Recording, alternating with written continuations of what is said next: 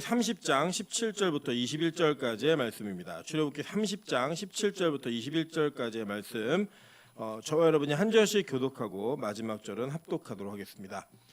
출애굽기 30장 17절부터 21절 교독합니다. 여호와께서 모세에게 말씀하여 이르시되 너는 물두멍을 노스로 만들고 그 받침도 노스로 만들어 씻게 하되 그것을 회막과 제단 사이에 두고 그 물 속에 물을 담으라. 아론과 그의 아들들이 그 두멍에서 수족을 씻되 그들이 회막에 들어갈 때 물로 씻어 죽기를 면할 것이요 제단에 가까이 가서 그 직분을 행하여 여호와 앞에 화제를 사를 때에도 그리 할지니라. 합독합니다. 이와 같이 그들이 그 수족을 씻어 죽기를 면할지니 이는 그와 그의 자손이 대대로 영원히 지킬 규례니라. 아멘. 네, 우리 주변에 있는 분들에게 이렇게 한번 인사하도록 하겠습니다. 당신 때문에 오늘이 행복해질 것 같습니다. 앞뒤로도 인사하겠습니다. 이미 행복합니다. 네, 우리가 함께 있는 그 만남을 통해 우리가 서로 함께 있다는 것만으로도 행복이 있고 기쁨이 있는 우리 빛가서 공개 되시기를 주님의 이름으로 축원합니다. 네, 오늘은 출애굽기 112번째 강의 시간입니다. 출애굽기 30장 17절부터 21절까지의 말씀을 가지고 씻어야 산다라는 제목으로 하나님 말씀 증거하도록 하겠습니다. 오늘 본문이 좀 많이 뛰어넘었죠. 그죠? 27장에서 30장으로 쭉 넘어왔는데 좀 이유는 이랬습니다. 설명을 먼저 드리면 원래 순서에 따지면 휘장막을 쭉 설명한 이후에 제사장으로 넘어갑니다. 그래서 제사장을 한동안 다루고 또 제사장 이후에 제사장이 어떤 번제와 제사를 드려야 될 것인가에 대한 내용이 나온 다음에 그 다음에 분향단이 나오고 그 다음에 이 속전과 물두멍이 나와요. 그러니까 한 간격이 좀 떨어져 있어요. 떨어져 있는데 이게 이제 제사장들이 주로 감당해야 되고 제사장들이 주로 해야 되는 일들의 업무가 집중되어 있는 일이기 때문에 이렇게 기록한 것 같아요. 그런데 이제 우리는 이게 성막이 익숙하지가 않은 분들이 많이 계시기 때문에 먼저 기구를 좀 다 설명을 하고 제사장으로 넘어가려고 기구로 먼저 좀 뛰어넘어 왔습니다. 그래서 이번 주하고 다음 주는 물두멍하고 분향단을 공부하고 다시 앞으로 넘어가서 제사장을 공부할 예정이에요. 그래서 이 순서는 그렇게 맞춘 거니까 여러분 좀 이해를 하시고 오늘 27장에서 갑자기 3절로 넘어오니까 와 빨리 끝날 건가 보다 이렇게 생각하지 마시고 다시 돌아갑니다. 다시 돌아가서 그 앞에 부분을 다룰 때는 이 어떤 의도로 이런 순서를 맞췄는가 요거를 꼭 기억하시면 좋으실 것 같아요. 네, 오늘은 이제 물두멍에 대해서 배웁니다. 물두멍. 일단 간지에 보시면 제가 물두멍의 그림과 전체 성막에서 평면도의 위치를 보여드렸어요. 보이시죠? 네, 자 보시면 자 그림 먼저 보세요. 간지. 자 먼저 출입문이 오른쪽에 있죠. 네, 오른쪽이 방향이 어디라 그랬죠? 네, 동쪽입니다. 동쪽에 오른쪽에 있는 이 출입문은 우리가 공부했다시피 오픈되어 있는 개방형 문이었죠. 이 개방형 문을 지나서 쭉 들어오면 제일 먼저 만나는 게 번제단이에요. 그죠? 이 번제단 우리가 지지난 시간에 공부를 했습니다. 이 번제단이 가지고 있는 특징은 이 번제단은 제일 먼저 들어와 가지고 제사자가 뭘 한다 그랬죠? 이 레위기에서 배우실 건데 짐승의 머리에다가 안수를 먼저 해요. 그러면 이 성막으로 들어오는 사람들은 어떤 사람들이 들어와요? 죄를 지은 사람들이 들어오는 거죠. 들어와 가지고 그 죄를 짐승에게 옮깁니다. 임파테이션, 전가시키는 거예요. 완전히 그 전가된 죄를 짊어진 그 제물을 누가 죽여요? 네, 제사자가 죽이는 거예요. 그 제사자가 죽여서 그 피를 이제 뿌리고 바르고 막 이런 걸 해요. 근데 이게 사실 이제 하다 보면 매일 이 제사를 다루는 제사장과 가끔씩 제사를 드리는 제사자의 익숙함이 좀 다르겠죠. 뭐 예를 들면 이런 겁니다. 제가 그 나이가 연소함에도 불구하고 제가 이전에 30대 초반에 100년 된 교회에 있었어요. 100년 된 교회. 그러다 보니까 이 교회는 일주일에 장례가 5번, 6번씩 나요. 100년이 된 교회니까. 그래서 그때 제가 거기에서 3년을 사역하면서 장례 전문가가 되었습니다. 그 일주일 동안에 연속으로 장례가 5번이 터지니까 와 정신이 없더라고요 진짜. 그런데 그 교회에서 1년 동안 장례를 너무 많이 치러가지고 장례 달인이 되었습니다. 요새 누가 그러냐면 우리 이주영 목사님이 장례 치르다가 지금 장례를 치를 것 같아 자기가 힘들어가지고 장례가 이제 익숙해지니까요. 제가 이제 교회를 다니면서 누렸던 유익 중에 하나가 뭐냐면 우리 교인들께서는 나이가 연세가 좀 많으셔도 집안의 장례를 치르는 일이 그렇게 많지 않아요. 그러니까 아버지 어머니 장례가 주로 자기가 상주가 되어서 치르는 장례니까 일생에 2번 정도 치르시고요. 많아야 뭐 부모님이 재혼하신 경우에는 3번 정도 치르면 그 많이 치렀다라고 얘기할 정도로 그렇게 치르십니다. 그러니까 이 장례가 익숙하지가 않으신 거예요. 대신에 저는 이제 제가 장례를 집례하면서 여러 번 하다 보니까 거기에 가면 장례 지도사만큼 제가 장례 문화를 잘 알아요. 그래서 연수한 나이임에도 불구하고 장례식에서는 제가 이게 다 저만 바라보고 계세요. 어떻게 해야 되는지를 제가 이렇게 쭉쭉 얘기를 해주면 그 장례도 그냥 따라오는 게 있습니다. 그러니까 이 안에 있는 제사장들은 매일 그 제사자가 제물을 죽이고 피 뿌리는 걸 봤겠죠, 그죠? 그러니까 이제 보다 보니까 하는 사람은 익숙하지 않음이 있고 또 이 제사를 집례하는 걸 도와주는 사람은 도와주는 제사장들은 이게 익숙하겠죠, 그죠? 그러다 보면은 도울 일이 있을까 없을까요? 반드시 있어요. 그래 돕다 보면은 짐승의 피가 막 이렇게 뿌려지는 거예요. 여러분 이제 피가 이렇게 짐승을 죽일 때 지금은 뭐 도살장에서 막 전기로 다 막 하니까 그런 게 없지만 예전에는 막 그 진짜 막 멱을 따고 막 이러면 막 피가 터지고 막 피가 줄줄 새고 이런 일이 되게 많았어요. 이게 닭 잡는 것만 봐도요 닭에서 피가 그렇게 많이 나오나 싶을 정도로 피가 많이 나옵니다. 이제 그렇게 피가 막 뿌려지고 이렇게 하다 보면은 옷에 피가 묻을까 안 묻을까요? 예, 손에도 묻고 심지어는 이 대속죄 같은 때는 의도적으로 제사장의 몸에 그 짐승의 피를 발라야만 했습니다. 그래서 이렇게 바르다 보면 몸에 피가 막 묻겠죠, 그죠? 이 묻었던 것을 어디 가서 씻냐면 자 보세요. 여기 번제단에서 왼쪽으로 조금만 더 가시면 뭐가 있죠?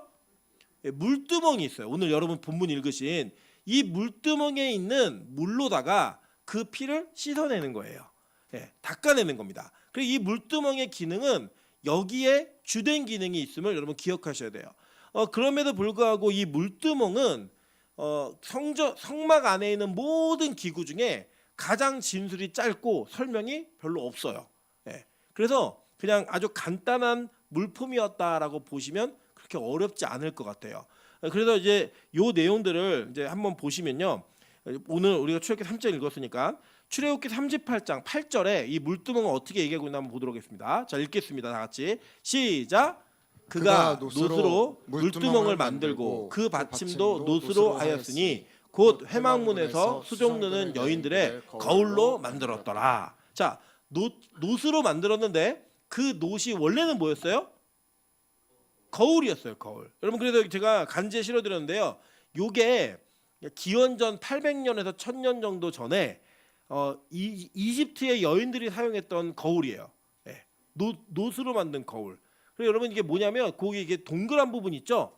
여기를 이제 막 이렇게 맨들맨들하게 만들어가지고 거기에다 얼굴을 비친 거예요. 그래서 여러분 성경의 진술을 보시면 우리가 지금은 거울로 보는 것 같이 희미하나 이런 표현들이 있어요. 고린도전서를 보면 그러면은 좀 이해가 안 되시잖아요. 왜냐면 지금은 우리가 거울을 보면 너무 깔끔하고 깨끗하게 잘 보이죠. 예, 근데 여러분 상상해 보시면 이 유리를 거울로 만드는 기술은 이 예수님 시대까지도 없었어요. 그러니까 이 사람들은 자기의 얼굴을 볼 수 있었다 없었다? 없었어요, 사실은. 그래서 제가 느낀 게 뭐냐면 저는 굉장히 이렇게 외모를 단정하게 하거나 꾸미는 일에 별로 관심이 없는 사람이에요. 근데 제가 어디에서 좀 회개를 했냐면 저는 우리 명수 집사가 이발을 엄청 자주 하는 걸 보면서 저보다 자주 해 이발을. 야, 사람이 몸을 꾸미고 뭔가 단정히 하는 거는 나를 위해 하는 게 아니라 남을 위해 하는 거구나. 제가 거기서 되게 많이 이렇게 깨달음을 얻었어요. 근데 이제 보면은 고대 사회에서는 자기가 거울을 보면서 만족하면서 느낄 수 있는 시간이 있었을까요, 없었을까요? 별로 없는 거예요. 확인이 안 되는 거예요, 확인이. 그러니까 뭐로 확인하냐? 그 남이 자기를 보는 거 그거 말고는 없는 거예요, 그냥. 그래서 이 거울이 아주 선명한 거울이 아니었습니다. 그래서 이 거울로 보는 것처럼 희미하다는 표현, 그리고 이 거울로 자기를 나타내는 것은 희미한 자기를 보는 거예요. 그렇지만 그 당시의 문화에서는 선명하게 뭔가 자기 자신을 확인하는 자기 실체를 확인하는 유일한 방법이었어요. 이게 한번 상상해 보세요. 거울이 없다. 그럼 우리가 어떻게 확인하죠? 볼 수 없잖아요, 그죠? 그러니까 그때는 지금처럼 뭐 예쁘다, 뭐 안 예쁘다 이런 것도 크게 자기의 자존감을 떨어뜨리는 일이 아니었어요. 왜냐하면 자기의 얼굴을 볼 수 있었다 없었다? 없었거든요. 우리 뭐 차장인 도자 같은 경우는 집에서 갑자기 자다가 일어나서 거울 보면 놀래거든요.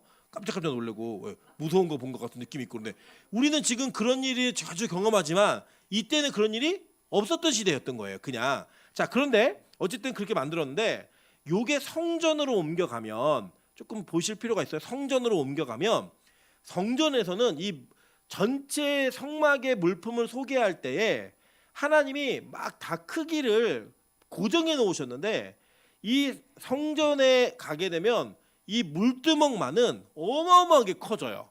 예, 크기가. 이거를 뭐라고 부르냐면 바다라고 부릅니다. 바다. 예, 우리가 흔히 알고 있는 발음만 바다가 아니고 진짜 바다 있죠? 예, 씨 바다라고 하는 그 바다가 진짜 그렇게 불려요. 그리고 열왕기상 7장 23절부터 47절 너무 길고요. 제가 짧게 역대하에 소개되어 있는 내용만 한번 읽어드리도록 할게요. 한번 볼게요. 또 놋을 부어 바다를 만들었으니 지름이 10규빗이요. 10규빗이면 몇 메다예요? 1규빗이 50cm. 그죠? 10규빗이면 네, 500. 5m 정도의 지름을 가지고 있는 거예요. 굉장히 큰 거죠. 5m면은 그러니까 우리 교회 높이가 4m 30이라 그랬으니까 얼추 5m 정도의 이 폭이 있는 그러니까 웬만한 목욕탕에서 이런 커다란 욕조가 없죠. 그죠? 예. 그 되게 큰 이 지름을 갖고 있어요. 그다음에 보니까 높이는 5규빗. 그죠? 5규빗 2.5m. 그리고 여기 보면은 그 주위에는 30규빗의 길이의 줄을 두를만 하며 15m 정도를 이렇게 두를 수 있는 그 정도의 길이었다는 거예요. 가장자리 아래 돌아가면 소 형상이 있는데 각 규빗에 소가 10마리씩 있어 바다 주위에 둘렀으니 그 소는 바다를 부어 만들 때 두 줄로 부어 만들었으며 그 바다는 놋에 황소 12마리가 받쳤으니 3마리는 북쪽을 향하였고 3마리는 서쪽을 향하였고 3마리는 남쪽을 향하였고 3마리는 동쪽을 향하였으며 바다를 그 위에 놓았고 소의 엉덩이는 다 안으로 향하였으며 바다의 두께는 한 손 너비만 하고 그 둘레는 잔둘레와 같이 백합화 모양으로 만들었으니 그 바다에는 3,000밭을 담겠으며 또 물두멍 10개를 만들어 5개는 오른쪽에 두고 5개는 왼쪽에 두어 씻게 하되 번제에 속한 물건을 거기서 씻게 하였으며 그 바다는 제사장들이 씻기 위한 것이더라 라고 얘기합니다. 자, 이게 성전 시대로 가면 어마어마하게 큰 바다를 만들고 그 주변으로 10개의 물두멍을 또 따로 만들어 가지고 지금 이 사이즈로 물두멍을 만들어서 거기다 하는 거예요. 왜냐하면 성전의 크기는 성막보다 훨씬 컸고요. 거기 안에 드리는 제사는 훨씬 많았기 때문에 이 많은 다회적 제사와 많은 사람이 씻으려면 더 큰 물이 필요했겠죠. 그래서 그 크게 만들어서 크게 변화된 거예요. 자, 요거 여러분 잘 기억하시면 이제 요거를 근거로 하여서 성경에 요 물두멍의 근원이 되는 내용이 무엇이고 요것이 어떻게 우리에게 적용되어지는지를 한번 보도록 할 거예요. 자, 계속 볼게요. 자, 그러면 이 안에 뭘 담으라 그랬죠? 물을 담으라 그랬죠. 그죠? 예, 물을 담으라 그랬는데 이 물은 어떻게 쓰였는가 한번 보도록 할게요. 민수기 5장 17절입니다. 토기에 거룩한 물을 담고 성막 바닥에 티끌을 취하여 물에 넣고라고 얘기했어요. 자, 그러니까 이게 이제 그 거짓말하는 여인, 간음한 여인을 판별하는 판별법에 쓰는 방법이었는데 그 내용은 지금 메인이 아니니까 보시면 여기 뭐냐면 성막 안에 있는 흙을 쓰라 그랬어요. 그죠? 그럼 거룩한 물은 어디서 나왔겠어요? 물두멍에 있는 물을 뜬 거예요. 예, 그 물에 떠다가 거기에다가 흙을 넣고 쓴 겁니다. 그러니까 이 물두멍 안에 담아 있는 물은 무슨 물이었어요? 거룩한 물인 거예요.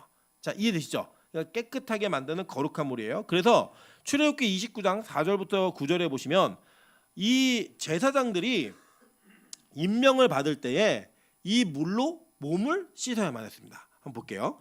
자, 너는 아론과 그의 아들들과 아들들을 회막문으로 데려다가 물로 씻기고 의복을 가져다가 아론에게 속옷과 에봇 받친 겉옷과 에봇을 입히고 흉패를 달고 에봇의 정교하게 짠 띠를 띠게 하고 그의 머리에 관을 씌우며 그 머리에 거룩한 패를 더하고 관유를 가져다가 그의 머리에 부어 바르고 그의 아들들에게 데려다가 그들에게 속옷을 입히고 아론과 그의 아들들에게 띠를 띄우며 관을 씌워 그들에게 제사장의 직분을 맡겨 영원한 규례가 되게 하라. 너는 이같이 아론과 그의 아들들에게 위임하여 어떻게 하라고요? 거룩하게 할지니라 라고 얘기했어요. 자, 보세요. 그래 이 물로다가 씻는 거는 뭐뭐로 씻는 거였냐면 자 볼게요. 먼저 우리가 읽었던 출애굽기 30장에서는 어디를 씻으라 그랬어요? 제사장들이. 기억하세요. 예? 예, 발, 또 발하고 손, 그죠? 예, 수족을 씻으라고 얘기했어요. 그래서 일반적으로는 그러니까 이 수족을 씻는다는 건 뭐냐면 유일하게 이 성막 안에서 제사장들이 옷으로 가리지 못했던 부분이 어디냐면 손하고 발이에요. 우리 지난 시간에 배우셨죠? 이 있는 거룩한 땅이기 때문에 맨발로 다녀야 됐죠? 그죠? 그래서 이 발하고 손을 씻는 그 씻음이 그들이 죽지 않을 수 있는 방법이었던 거예요. 그죠? 그리고 난 다음에 제사장들이 임명을 받을 때 이 아론과 아론의 아들들은 어떤 제사장 계열이에요? 그러니까 제사장이 있는데 레위인이 있었고 제사장들이 있었고 그 위에 뭐가 있었어요? 예? 예, 대제사장이 있었죠. 이 대제사장은 누구만 할 수 있어요? 예? 아론과 아론의 모세는 아니에요. 모세는 대제사장이 아니고 모세는 대제사장보다 더 위라고 보시면 돼요. 왜냐하면 대제사장은 1년에 한 번만 지성소에 들어가요. 근데 모세는 언제 들어가요? 자기가 가고 싶은 대로 갔어요. 하나님 만나고 싶으면 갔거든요. 그러니까 대제사장은 아론과 아론의 아들들에게만 이 그 세습되어지는 직분이에요. 자, 그러니까 대제사장을 임명할 때에는 반드시 뭘 하라 그랬죠? 몸을 거룩한 물로 씻기라고 얘기했어요. 그러니까 이건 목욕물도 됐던 거예요. 어떤 사람들에게는, 특정한 대제사장들에게는. 자, 출애굽기 40장 12절부터 13절 보겠습니다. 너는 또 아론과 그의 아들들을 회막문으로 데려다가 물로 씻기고 아론에게 거룩한 옷을 입히고 그에게 기름을 부어 거룩하게 하여 그가 내게 제사장의 직분을 행하게 하라라고 얘기합니다. 그죠? 자, 그러니까 이 내용들을 보면 지금 이 물두멍에 있는 물은 어떠한 용도로 쓰였는지를 우리가 다 알 수 있겠죠. 자, 첫째는 제사장들이 평소에 제사를 드리고 피가 묻으면 그 피를 손과 발을 씻는 데 썼던 그 물이었어요. 그죠? 그리고 특정한 사람을 판별할 때 이 물을 가져다가 거기에서 거룩한 물로 이 물을 사용했습니다. 그리고 대제사장을 임명할 때 그들의 몸을 씻기는 물로 사용했다라고 성경은 이야기하는 거예요. 자, 레위기 8장 6절부터 9절 한번 볼게요. 모세가 아론과 그의 아들들을 데려다가 물로 그들을 씻기고, 그죠? 하나님이 명령하신 대로 씻긴 거예요. 그거를 그렇게 씻긴 행위가 나오죠. 자, 레위기 16장 4절 그리고 24절 25절 한번 보겠습니다. 자, 거룩한 세마포 속옷을 입으며 세마포 속바지를 몸에 입고 세마포 띠를 띠며 세마포 관을 쓸지니 이것들은 거룩한 옷이라 물로 그의 몸을 씻고 입을 것이며, 그러니까 거룩한 옷을 입기 전에 거룩한 물로 씻고 입으라는 거예요. 자, 이해되셨죠? 자, 24절부터 25절입니다. 거룩한 곳에서 물로 그의 몸을 씻고 자기 옷을 입고 나와서 자기의 번제와 백성의 번제를 드려 자기와 백성을 위하여 속죄하고 속죄 제물에 기름을 제단에서 불사를 것이요. 요게 대속죄일에 했던 그 율법의 모습을 그대로 기록해 놓은 거예요. 그러니까 대속죄일의 율법은 요 율법이었다라고 보시면 되는 겁니다. 그러니까 한 번만 물로 씻고 안 씻는 게 아니라 1년에 한 번씩 아론과 아론의 아들들은 반드시 이 물로 씻었어야 됐던 거예요. 대속죄일, 그러니까 임명받을 때 씻어야 되고 대속죄일마다 씻는 거예요. 자, 그렇게 이제 사용했던 물이 물두멍, 그리고 그 물두멍 안에 있는 거룩한 물입니다. 자, 요거 이제 기억하셨죠? 그러니까 이제 어느 정도 그림은 그려졌을 거예요. 아, 이게 이런 모습이었구나. 그래서 제가 간지에다가 그림을 하나 실어드렸어요. 그림을 몇 가지. 먼저 물두멍 그림 보실까요?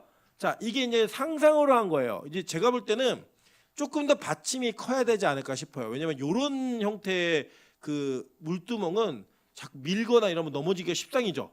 그죠? 더 이게 바닥이 넓어야지만 튼튼했겠죠. 그죠? 그래서 만약에 제가 그린다면 그 밑에 받침을 좀 더 넓게 그렸을 것 같아요. 넘어지지 않도록 안정성이 있게. 그래 다 이거는 뭘로 만들었다고요?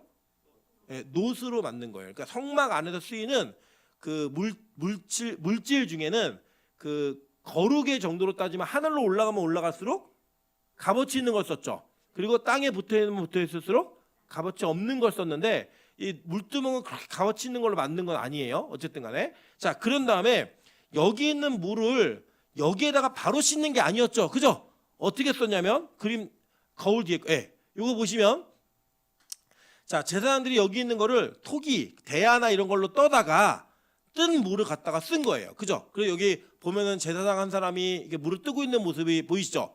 그리고 발을 씻으려고 이렇게 발 올리는 것도 보이시고, 그죠? 옆에 보면은 물을 담기 위해서 대야도 갖다 놓고 여기 좀 깊이가 있는 것도 있고요. 그리고 또 이것들을 다 물로 씻는 거예요. 나중에 재가 묻거나 피가 묻은 거는 요 물로다가 다 씻는 거예요. 그래서 이렇게 이 물은 무언가를 씻어내면은 어떤 물이 되냐? 거룩한 물건으로 바뀌어지는 거룩의 개념이 그 물 속에 담겨 있는 겁니다. 자, 요 개념을 잘 기억하세요. 자, 요렇게 기억하시고, 자, 요게 성막 안에 있었던 이 물두멍이 무엇을 모티브로 만들어졌는가? 요거를 보시면 돼요. 일단. 그러면 이제 이게 신약과 연결짓는 아주 중요한 고리가 됩니다. 자, 먼저 보도록 할게요. 자, 창세기 1장 6절부터 7절 한번 읽어보도록 하겠습니다. 다 같이 읽겠습니다. 시작. 하나님이 이르시되 물 가운데 궁창이 있어 물과 물로 나뉘라 하시고 하나님이 궁창을 만드사 궁창 아래의 물과 궁창 위의 물로 나뉘게 하시니 그대로 되니라 라고 얘기합니다. 자, 여기 보면 궁창이라는 단어가 히브리어는 라키아라는 단어인데 이게 무슨 뜻이냐면 이 단어가 궁창이라는 뜻이 있고요. 동시에 반원형 금속판이라는 뜻이 있어요. 예. 자, 이해되셨죠? 이게 히브리어예요. 히브리어 그대로 라키아라는 단어 자체가 궁창, 하늘이라는 뜻이 있고 반원형으로 된 금속판이라는 뜻이 있습니다. 자, 근데 이게 왜 중요하냐면 이걸 보시는 거예요. 자, 창조 때에 하나님이 제일 먼저 창조하신 게 그냥 창조를 하신 거예요. 하나님이 태초에 하나님이 천지를 창조하시니라. 그 다음에 하신 일이 뭐예요? 빛이 있으라 하시니 빛이 있었다라고 얘기하는 거예요. 그런데 그 빛이 있었을 때는 전체 만들어진 그 창조의 세계가 물로 다 범벅이 되어 있었던 거예요. 그래서 수면 위에 성령께서 운행하셨잖아요. 하나님이 여기 운행하셨잖아요. 물로 가득 차 있는 그 공간을 하나님께서 궁창을 만드시면서 그 물을 가르셨죠. 가르신 거예요. 궁창은. 그러니까 물이 가득 차 있는 공간에 중간에 궁창이라고 하는 공간이 생겼고 그 공간이 생기면서 궁창 위의 물과 궁창 아래 물이 나눠졌어요. 그죠? 그리고 그 궁창 위의 물과 아래 물이 나눠지면서 뭐가 생겼냐면 이 땅의 창조물들, 그러니까 피조물들이 살 수 있는 공간이 생긴 거예요. 궁창에 뭐가 생겼어요? 하늘이 생겼으니까 거기에 뭐가 채워지는 거예요? 새들. 그죠? 궁창 아래의 물은 나중에 하나님이 다음날 육지와 바다로 나누셨죠. 또 그러면서 그 육지와 바다에 짐승이 살고 식물이 살게 되고 물고기가 사는 이런 일이 벌어지죠. 그래서 이 궁창, 그러니까 첫째 날, 둘째 날, 셋째 날은 피조물들이 살 수 있는 공간과 함께 먹는 식물을 창조하셨고 넷째, 다섯째, 여섯째 날은 첫째 날과 매칭, 둘째 날, 다섯째 날이 매칭, 셋째 날과 여섯째 날이 매칭 딱 되면서 둘째 날에 궁창을 만드시고 넷째 날에는 뭐를 만드셨어요? 매칭되니까 새하고 물고기를 만드신 거예요. 예. 그러니까 피조물들이 살 공간이 만들어진 거예요. 채울 공간이. 그러니까 이 공간을 만드셨던 그 작업을 성경은 뭐라고 표현했냐면 궁창을 만드셔서 궁창 위의 물과 아래 물을 나누시면서 무언가가 존재하고 존속할 수 있는 그런 공간의 틀을 하나님 짜신 거예요. 자, 이해되셨을까요? 지금 여기까지? 자, 그런데 볼게요. 욥기 26장 7절을 보면요. 이렇게 얘기합니다. 그가 북쪽을 허공에 펴시며 라고 얘기할 때 이 펴다라는 히브리어가 나타라는 단어인데 이게 어떤 거냐면 펴다, 천막을 치다, 그리고 연장으로 쳐서 구부러뜨리다 라는 단어예요. 근데 이게 뭐냐? 이게 허공을 펴셨다. 그러니까 허공을 마치 하나님께서 막 두들겨 가지고 이게 금속판을 원형판으로 반원형의 금속판을 만들면서 하늘을 담아내는 형태로 만드신 거예요. 그렇게 표현하는 거예요. 지금 이거 이해되셨을까요? 조금? 그리고 뒤에 보시면 땅을 아무것도 없는 곳에 매다시며 이게 뭐냐면 지금 지구가 진짜 우주에 매달려 있잖아요. 그냥 허공에 매달려 있잖아요. 이걸 누가 알아요? 욥이 알았어요. 욥이.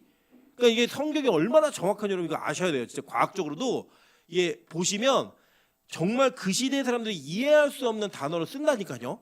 근데 이게 진짜 나중에 지구가 어떻게 존재하는지를 우리가 알고 나면 말씀에 이게 증명이 돼 있다는 것도 확인하는 거예요. 그러니까 이 하늘을 반원 형태로 하나님이 구부려 가지고 다 만든 이게 뭐다? 이게 물두멍과 동일한 형태로 담아 놓으신 거예요. 자, 이거 이해되셨을까요? 요거를 보시면 아주 중요한 일이 벌어져요. 자, 물두멍에 그 물이 가득 차 있는데 요게 갈라지면 어떤 일이 벌어지냐면 피조물이 살 수 있는 공간이 생겼다고 얘기해요. 성경은. 그죠? 갈라지면 이 갈라지는 그 공간을 하나님이 구부러서 만든 이 하늘하고 동일하게 비교해 버리는 거예요. 물하고. 자, 계속 볼게요. 이사야 40장 22절 보겠습니다. 그는 땅 위에 궁창에 앉으시나니 땅에 사는 사람들은 메뚜기 같으니라. 그가 하늘을 차일같이, 이게 뭐냐면 차일, 휘장이란 단어예요. 휘장처럼 펴셨고 거주할 천막같이 치셨고 얘기해요. 그죠? 아까 얘기했던 펴다라는 단어 나타하고 궁창이라는 단어 라키아가 합쳐진 모습을 그대로 이사야가 설명하고 있죠. 예, 그 내용으로 설명하는 거예요. 자, 그 상태에서 이 구원의 모형이 되는 물두멍이 어떻게 모형이 됐는가 한번 살펴보도록 할게요. 자, 출애굽기 14장 21절부터 22절입니다. 모세가 바다 위로 손을 내밀매 여호와께서 큰 동풍이 밤새도록 바닷물을 물러가게 하시니 물이 갈라져 바다가 마른 땅이 된지라 라고 얘기해요. 자, 그러니까 홍해는 그냥 바다잖아요. 바다. 그 바다가 바람이 불어가지고 성령의 운행으로 말미암아 이 바다가 어떻게 됐어요? 갈라져 버렸죠. 갈라지니까 어떤 길이 열려요? 마른 땅이 생겨서 이스라엘 백성들이 다 죽어야 되는데 애굽의 백성이 쫓아왔잖아요. 애굽의 군대가. 그들이 그 길을 마른 땅을 건너가서 살게 된 거예요. 그리고 이제 어떻게 보시면 돼? 그 모형이 뭐냐면 우리 그 강대상 뒤에요. 뒤. 예, 양쪽이 홍해잖아요. 홍해. 이 물로 원래 차 있었는데 이게 갈라져 가지고 마른 땅이 생겼죠. 그 마른 땅을 누가 건너가요?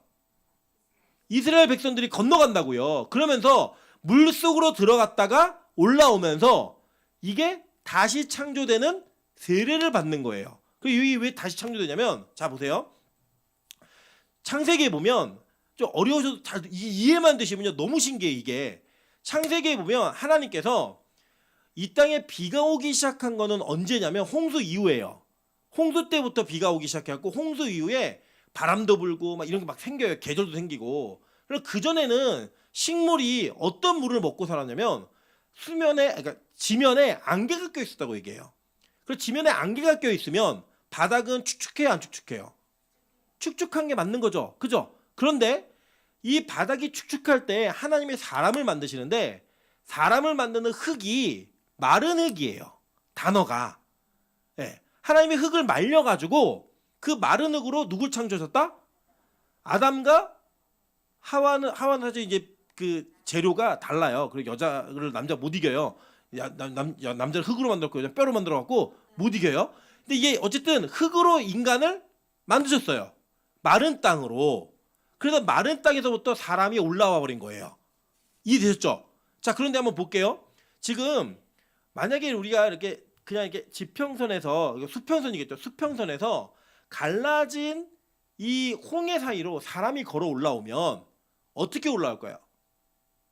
물속으로 들어갔죠. 안 보이겠죠. 그랬다 이렇게 안 보이다가 이렇게 올라오겠죠. 걸어오면서.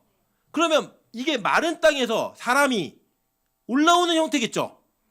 이해되세요? 무슨 말인지? 그게 뭐냐면 이 물이 갈라지는 공간이 생기니까 거기에서부터 죽을 자들이 죽었다가 다시 살아나는 이 세례의 형태로 이 홍해가 구원을 모형하고 있다는 거예요. 자, 이거 이해되셨을까요? 요거 이해되시면 이제 물두멍은 다 이해되신 거예요. 자, 보세요. 자, 이 물은 우리를 깨끗하고 거룩하게 만드는 물인 거예요. 원래 우리가 죽는데 이 물에서 죽는 자들은 누가 죽는 거예요? 죄인들이 죽는 거라고요. 내 죄된 옛사람이 죽는 거예요. 그리고 그 갈라진 물 사이로 새롭게 창조되는 새 사람이 올라와 버리는 거예요. 그래서 이 물은 성령 안에 있는 자들에게는 우리를 깨끗하고 거룩하게 만드는 물이 되는 겁니다. 자, 그래서 에스겔 36장 25절부터 27절 볼게요. 맑은 물을 너희에게 뿌려서 너희로 정결하게 하되 곧 너희 모든 더러운 것에서와 모든 우상 숭배에서 너희를 어떻게 한대요? 정결하게 할 것이며. 그러니까 유대인들은 맑은 물을 뿌려서 그 물이 너를 정결하게 해. 그럼 이게 무슨 물인지 아는 거예요. 이게 어디서부터 온 물이에요? 이들은 물두멍에서 온 물이라고요. 네. 그걸 아는 거예요. 이 사람들은. 아, 우리를 뿌려갖고 거룩하게 만드는 물은 무슨 물이다? 물두멍이 안에 담겨져 있는 거룩한 물인 거예요. 그 물이 내게 뿌려지면 우리 깨끗하게 된다. 이게 계속 볼게요.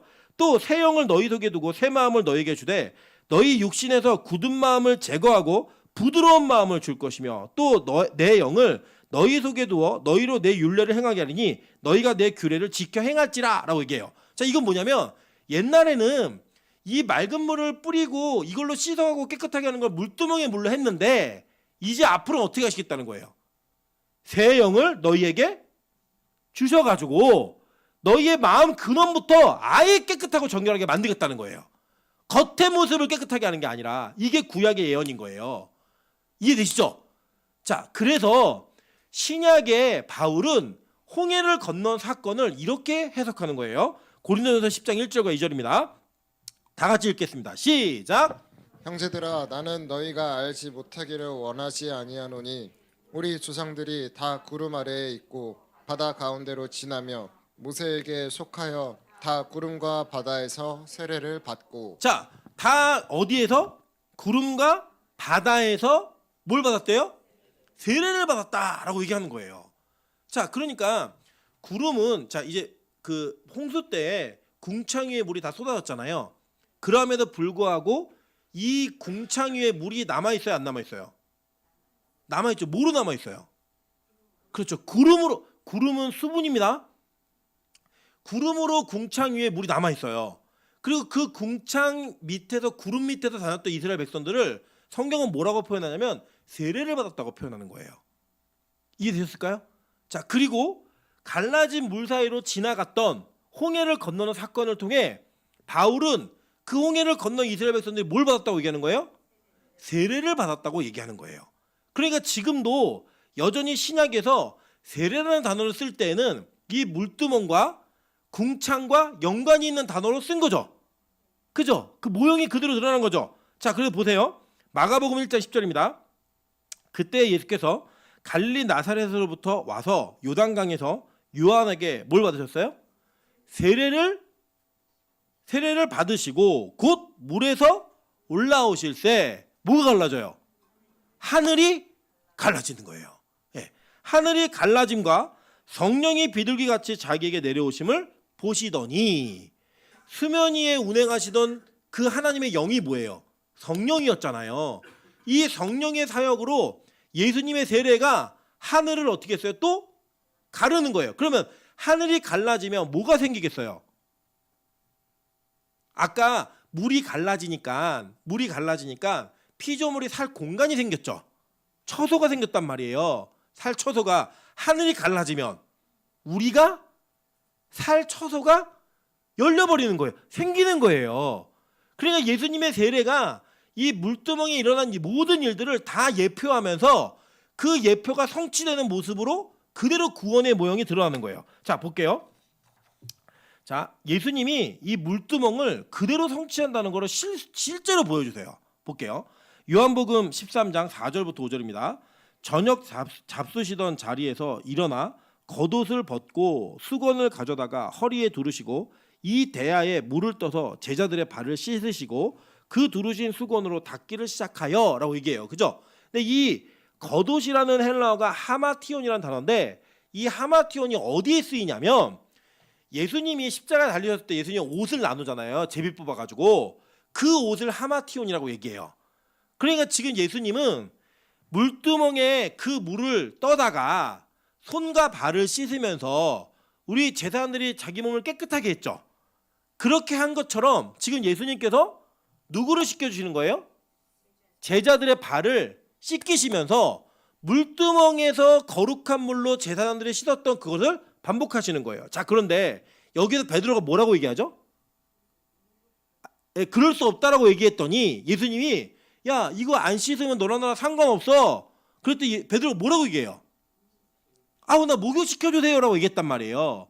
그러니까 예수님께서 뭐라고 얘기하시냐면 야 한 번 목욕한 사람은 또 목욕할 필요 있다 없다?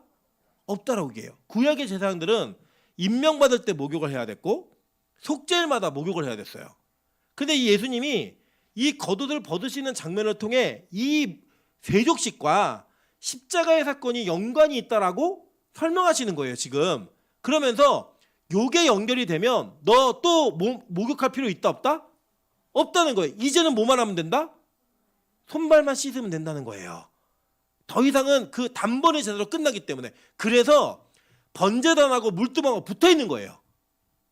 번제단에서의 그 찢김, 그죠? 칼질하고 찔리잖아요. 그러면서 이 찢김이 씻어지는, 깨끗하게 되어지는 씻김으로, 찢김이 씻김으로 변하는 그 패키지가 번제단하고 물두멍인 거예요. 이해되셨죠? 무슨 말인지? 자, 그래서 이제 어떤 일이 벌어지냐면, 자 보세요. 요한복음 19장 34절에 그 중에 한 군인이 창으로 옆구리를 찌르니 곧 뭐가 나와요?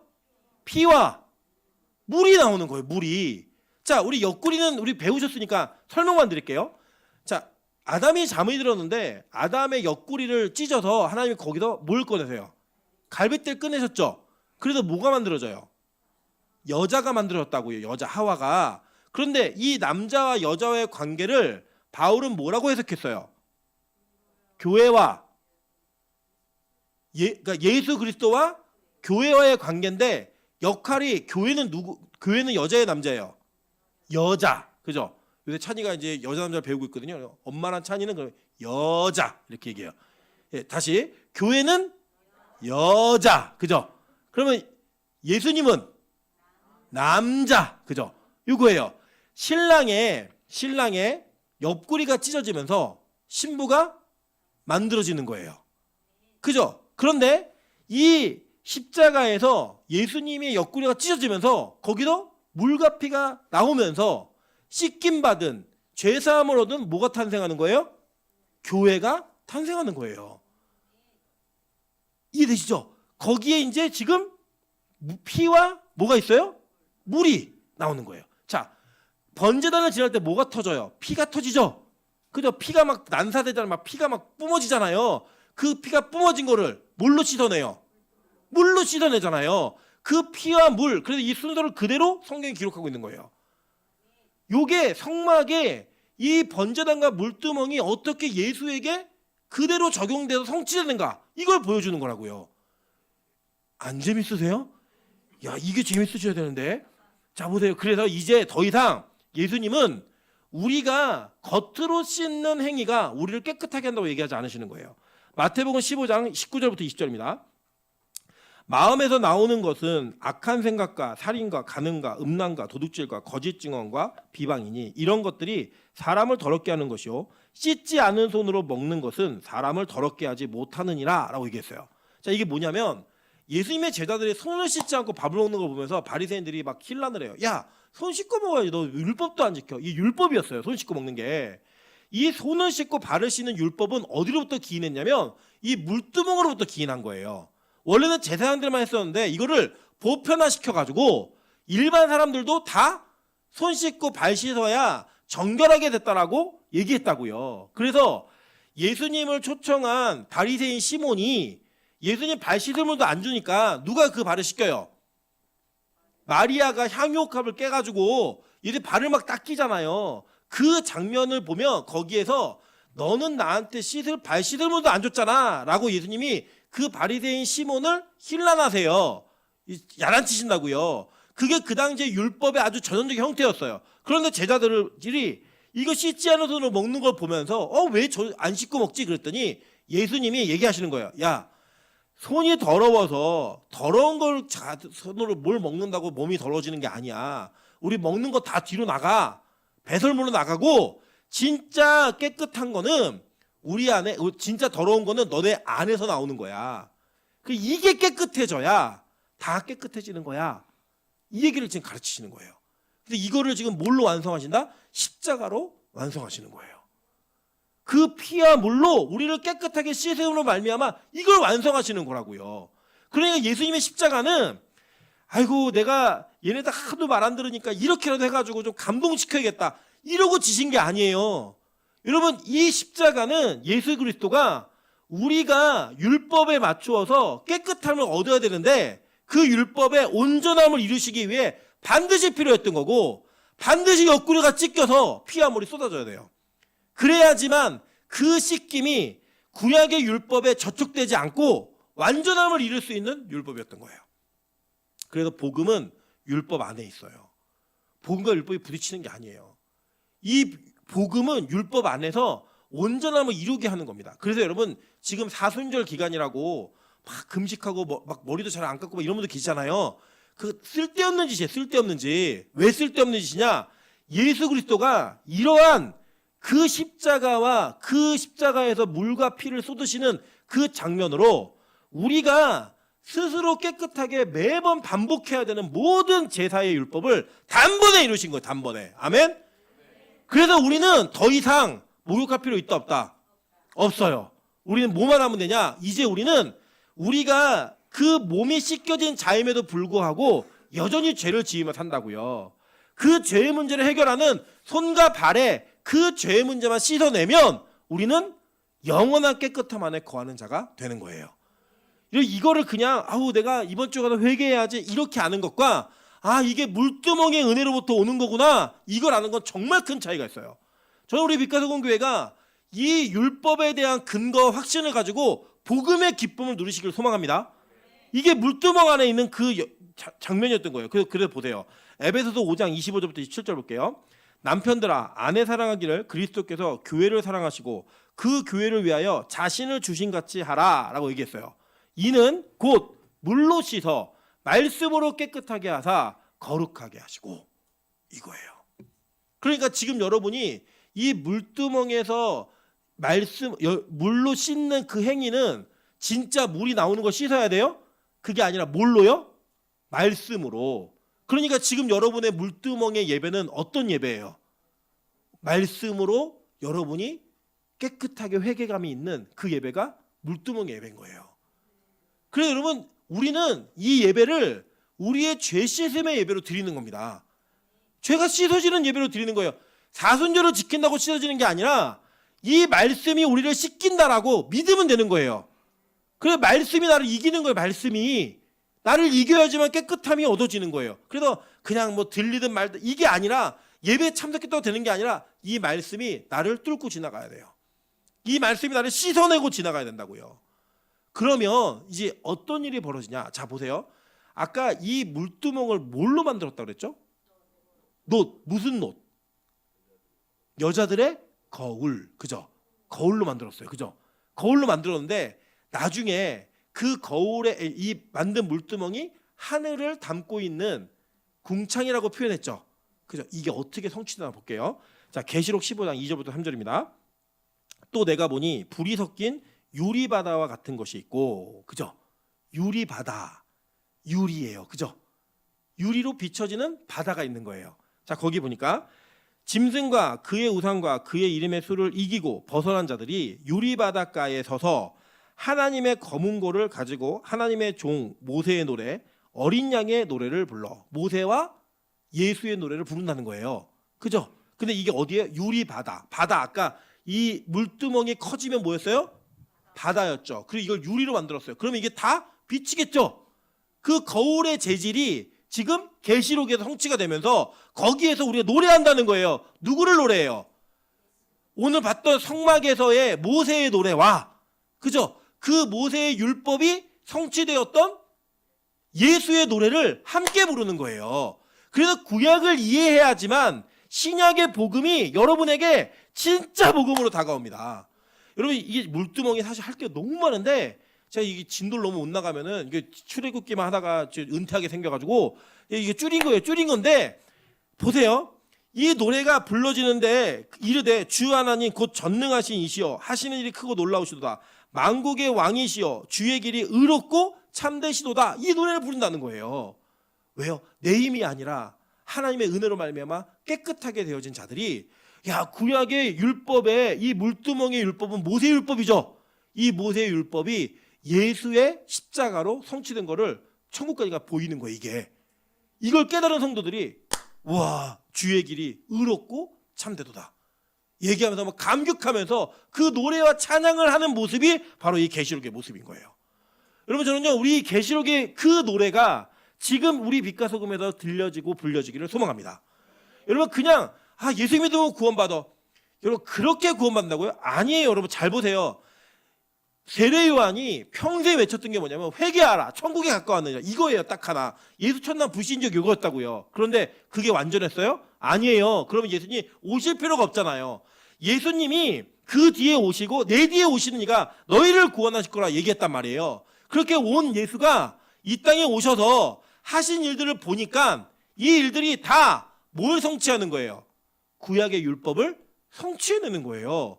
그걸 보고 와 내가 이렇게 믿는 예수는 구약에 예언되어진 그 모든 예언의 완성이구나. 이걸 믿었던 제자들이 자기의 목숨을 걸고 신앙을 지킨 거예요.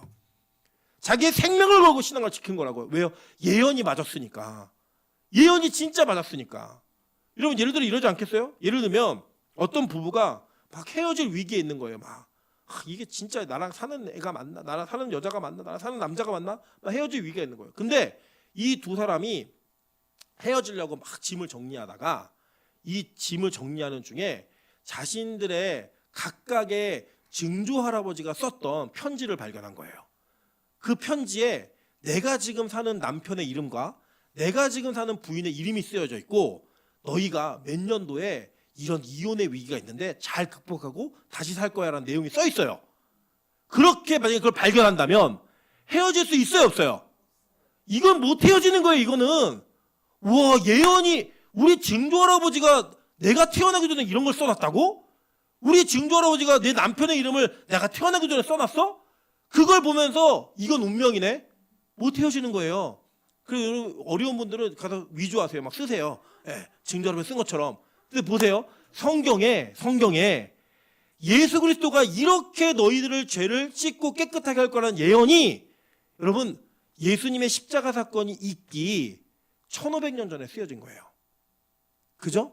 그리고 그렇게 예수의 사건이 일어난 이후에 2000년이 지나서 여러분이 이걸 깨닫게 된 거예요. 총 3500년 전에 쓰여진 예언이 여러분의 성취가 되는 거라고요. 어떻게 안 믿어 이거를요? 어떻게 이 감격을 여러분 그냥 지나가시겠어요? 그러니까 성경을 모르는데 예수를 믿는다는 건 다 거짓말이에요. 그런 신앙은 환난과 핍박이 오면요 금방 넘어지고 세상의 유혹에 금방 쓰러져요. 그런데 이런 게 믿어지잖아요. 그럼요 진짜 이게 사상이 돼요. 어떠한 흔들림에 어떠한 공격에도 흔들리지 않고요. 어떠한 유혹에도 넘어지지 않아요. 잠깐 실패할 수는 있어도 이 말씀이 이렇게 정확하고 이렇게 분명하다는 게 믿어지면요 여러분 절대 흔들리지 않습니다. 저는 우리 빛과 소금 교회가 이런 믿음이 있기를 소망합니다. 그래서 여러분 보세요. 오늘 설교 제목이 뭐예요? 씻어야 산다예요. 씻어야. 예전에 구약에서는 물두멍에 씻어야 살았는데 지금은 예수로 씻어야 사는 거예요. 그게 그대로 성취되는 일들을 보여주는 거예요. 여러분 저는요 여러분의 이 말씀의 감격과 전율이 이번 한 주간을 지배하기를 이번 한 주간에 정말로 와 진짜 성경이 정말이구나 사실이구나 라는 걸 느끼시기를 주님의 이름으로 축원합니다. 정말 그 감격이 있다면요 여러분 이번 일주일 잘 살 수 있어요. 아니 우리의 남은 평생을 잘 살아낼 수 있어요. 이제 우리 목욕 필요해요 안 필요해요? 안 필요해요. 이제 뭐 안 필요해요? 손을 씻고 발을 씻는 그 예배가 필요한 거예요. 그리고 그게 뭐예요? 말씀으로 씻는 거예요. 말씀으로. 저는 여러분이 이 예배를 그렇게 드리시길 소망합니다. 우리 빛과 소금 교회 예배가 이런 예배 되기를 축원합니다. 그렇게 예배할 때 하나님께서는 우리 교회 예배를 물두멍의 예배로 받아주실 거예요. 이 예배를 십자가의 은혜의 예배로 하나님 세우실 겁니다. 그렇게 세워지는 그 예배의 주인공 되시기를 주님의 이름으로 축원합니다. 지금 같이 한번 찬양